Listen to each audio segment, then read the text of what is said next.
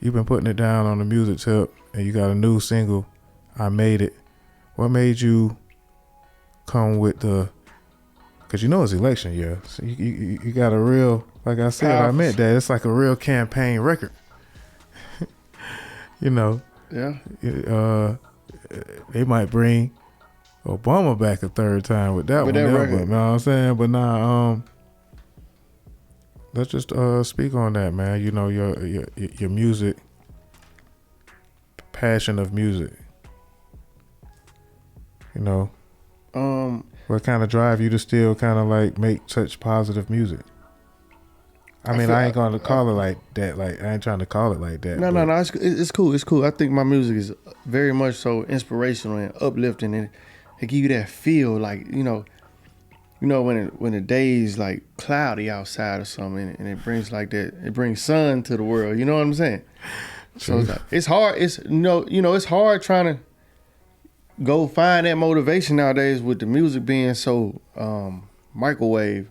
So I have to find something within that, like, okay, man, you really love this shit. You gotta really love it.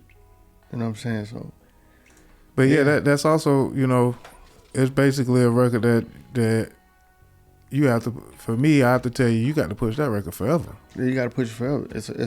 I try to make music that's gonna last forever at this point.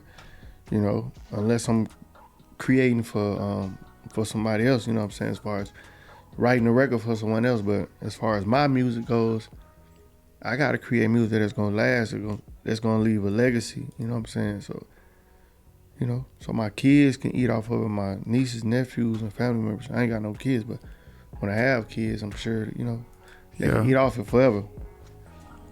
Definitely legacy. So, Karma of a Heartbreaker. Mm-hmm. And what kind of space were you in when you made that album? I was in a very creative space. I was around a lot of creative people, but at the same time, actually a lot of those records on there was created like over time. So I had some of the records were like 4 years old before I put them out, but they still was relevant. You know what I mean? Like BringLoveBack. The new Kings record was, had Nick Grant on there. And when I was down, Irie Scott. Shout out to Irie, doing his thing right now. So, I was in a space where I didn't have to search for the creativity. I was just already there. Then I was fresh off of Love and Hip Hop, so it was kind of easy. It was kind of like smooth transition with that record, with that album. Word. Yeah, that's my prize album right there. I love that album. And so, yeah, in case it's still that season right now, So I kind of like was approaching it towards more of a, not to throw the love out there, but that Bring Love Back. That's what I decided. I was like, okay, ain't no reason, to really kind of hate on what you want to hate on. You just choose what you want to see, and or what you want to be around. Like you choose your energy. Your energy. Yeah, I was just gonna say that. And but shit, we could bring love back still. Always. That's the brand. That's the BringLoveBack.com. People ask me like, what's your brand? Like, my brand is love. You know what I'm saying? I feel like at the end of the day, love is the only thing that's gonna conquer everything. You can have plenty of disagreements, but when you put love in it, okay, you got this opinion about it, you got this opinion about it. Keep your opinions.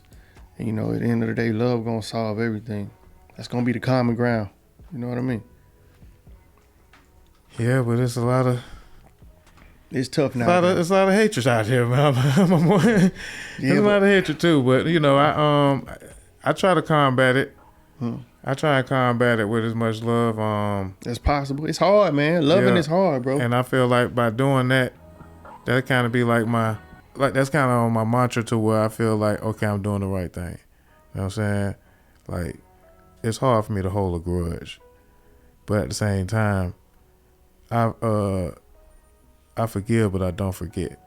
Yeah, trust me. That's a tough one. Like I understand that too. Like but you know, we 101, so I'm gonna bring love back. Yeah. You gotta let it go, man. You gotta let it go. I know it's hard to, to forgive. Forgiving is hard. That's one of the hardest things to do. But in order for you to be at peace, you gotta forgive, bro. It's tough. I've been there. I'd have been robbed before, talked about, So it's like, hey, man, it's forgiving is tough, man, especially when somebody cross you. Yeah, it got to be worth it though, and you got to do it on. I feel like I just come with my time with it, and I isolate and separate, but I don't always need to do that. But that's kind of my thing, because I trust myself. For sure. If I gotta forgive you though for something you've done, I really don't need to be around you. So me not out of sight, out of mind, I'm not gonna be around you anyway if I gotta forgive you for something that you've done that's wild. So Right. like, so my way of forgiving you is staying away from you. That way I ain't gotta see you, I don't have to converse with you, and that's just what it's gonna be. You know what I'm saying? But I'm not gonna hate you, because hating, that's gonna cause a lot of pressure on the heart. You know what I'm saying? Yeah, and then do more damage to you. Exactly. So Then you gonna get I'm not gonna hate you. anything. Yeah. So I can't let you control me. You know what I'm saying? He who angers you control you. So therefore, I'm not gonna hate you. It's gonna, put damage to my heart, and I'm trying to live a healthy, wealthy life. So therefore, I'm not gonna hate you. Yeah, man. Preach it. For sure. Let that. You gotta get that hate out your heart, man. Cause that hate, man. It'll ruin you, bro. And we late in the ball game. It's too late in the ball game for us to be worrying about spilt milk. You know what I'm saying? So Yeah. sometimes I have to go back and watch these interviews and listen to myself, because the industry I'm in, it'll make me, I definitely want to hate people. And they'll look at you like, oh, you bitter, or, people gonna steal from you. You know what I'm saying? I know we're gonna get into that, but it's like, yo, it is what it is, man. It's cool. Like, there's more to come. You feel me? So I know that the folks don't know, but now like I'm gonna just kind of ask some basic questions, kind of real quick, just to touch everything up. You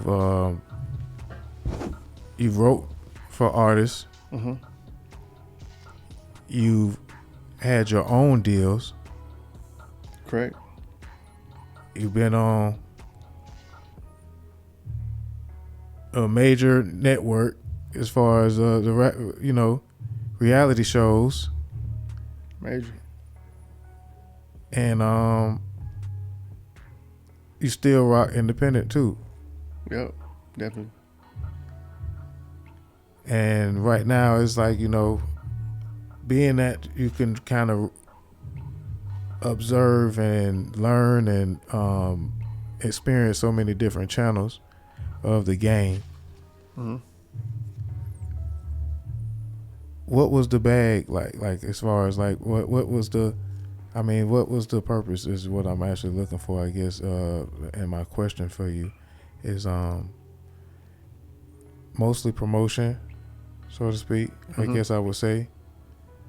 But Yeah. besides what would you like see yourself always doing? I mean, obviously. I always see myself in the business world, and at least like I always see myself like behind my brand, BringLoveBack, regardless if I'm doing music or not. If I'm on the sideline, and I try to put myself in a position where I can inspire. So if I can kind of like help some of these kids navigate through this the turmoil that's in the music industry, or any type of industry that that may require you to feel like like you got to do certain things to get in there. Like, I'm gonna let them know that you ain't got to sell your soul. Yeah. Keep your morals. Put God first whatever you do, and make sure your morals intact, you good. If it feel like it's morally wrong, 9 times out of 10 is wrong. So, you know, you don't want to go there. You can always do it on your own. With the way the internet runs, you don't need too many people. You don't need a lot of people with this, man. You need 5 good people. And a plan. And a plan. You feel me? Oh, how you gonna, you know.